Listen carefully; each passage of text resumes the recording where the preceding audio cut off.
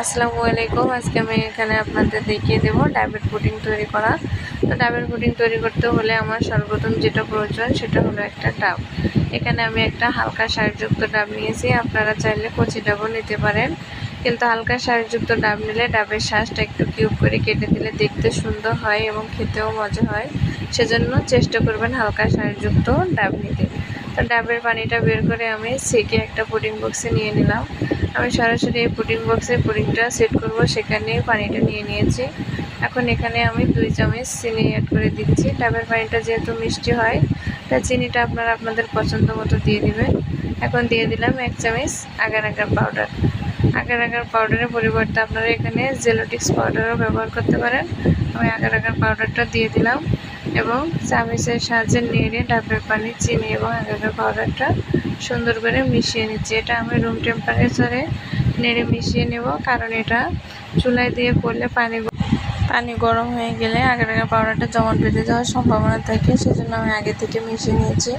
এখানে আমি নারকেলের কিছু শাঁস উঠিয়ে কিউব করে কেটে নিয়েছি।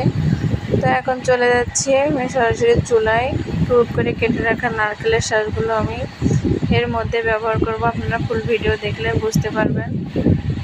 চুলার ফ্লেমটা হাই হিটে দিয়ে আমি ডাবের পানিটা একটু ফুটিয়ে নিলাম। এটা আমাকে জাল করে ঘন করতে হবে না, জাস্ট ভালো করে একটা বলক উঠিয়ে নিলেই হবে। এখন আমার নারকেলের পানিটা দেখেন বলক উঠে গেছে। আমি চামচ দিয়ে একটু নেড়ে দিচ্ছি। নেড়ে দিয়ে চুলার ফ্লেমটা আমি বন্ধ করে দিচ্ছি। তো চুলার ফ্লেমটা বন্ধ করে দিলাম এবং দেখেন এখন আমার ডাবের পানির উপরে যে বুজবুজটা উঠেছিল সেটা কিন্তু নাই।